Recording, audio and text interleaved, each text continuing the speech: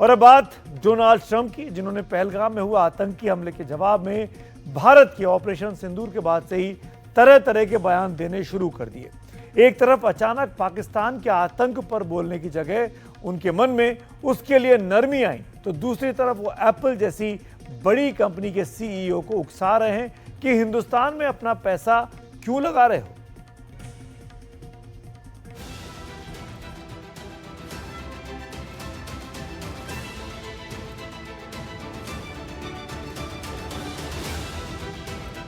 भारत दुनिया की चौथी आर्थिक ताकत क्या बना? दुनिया भर की कंपनियों के लिए भारत सबसे पसंदीदा जगह क्या बना? इससे अमेरिका के राष्ट्रपति डोनाल्ड ट्रंप को परेशानी होने लगी। नहीं तो एप्पल के सीईओ टिम कुक से ट्रंप ये नहीं कहते कि भारत में निवेश करने की जरूरत नहीं है। I had a little problem with Tim Cook yesterday. I said to him, Tim, you're my friend. I treated you very good. You're coming in with $500 billion, but now I hear you're building all over India. I don't want you building in India. You can build in India if you want to take care of India, because India is one of the highest tariff nations in the world. It's very hard to sell into India.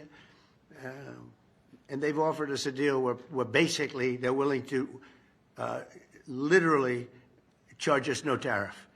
So we go from the highest tariff, you couldn't do business in India. We're not even a top 30 in India because the tariff is so high, to a point where they have actually told us, I assume you too, Scott, you were working on that also, that there will be no tariff.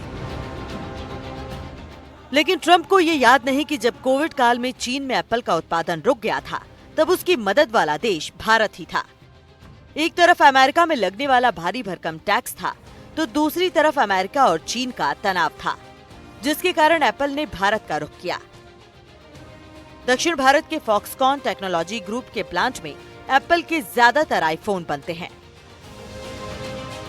पिछले एक साल में यानी अप्रैल 2024 से मार्च 2025 के बीच भारत ने करीब $22 billion के आईफोन बनाए। ये उत्पादन पिछले एक साल के मुकाबले 60% ज्यादा था। अब जब एप्पल $500 अरब निवेश करने जा रहा है तो ट्रंप को दिक्कत होने लगी। लेकिन लगता है कि ट्रंप इस बार भारत से ही खुन्नस खाए बैठे हैं। नहीं तो भारत के आतंक के खिलाफ लड़ाई में वो भारत का मनोबल तोड़ने वाली बात नहीं करते। पिछले कुछ समय से वो भारत और पाकिस्तान में शांति की बात कुछ इस तरह कर रहे हैं मानो आतंक फैलाने वाला और आतंक पीड़ित देश दोनों बराबर ही हैं। And by the way, I don't want to say I did, but I sure as hell helped settle the problem between Pakistan and India last week, which is getting more and more hostile. Trump के रुख से लगता है कि वो न पुराने संबंधों के बारे में सोचते हैं, न ही उनको इससे फर्क पड़ रहा है कि किसने आतंक फैलाया और कौन आतंक सह रहा है। पहलगाम में 26 निर्दोष लोगों को जिस तरह पाकिस्तान के भेजे आतंकियों ने धर्म पूछकर बेरहमी से मारा, उसके बाद भारत के पास ऑपरेशन सिंदूर करने के सिवा रास्ता क्या बचा था।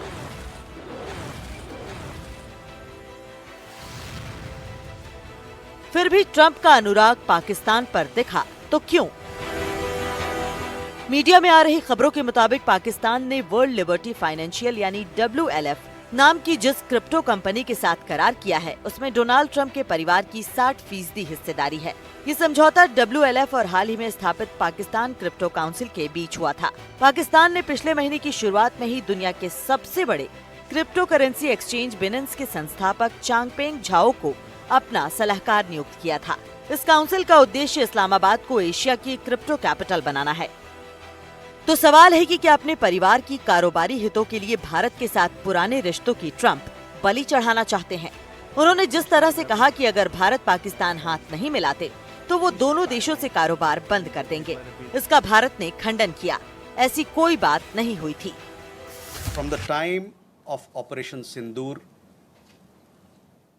commenced on 7th May till the understanding on cessation of firing and military action on 10th May,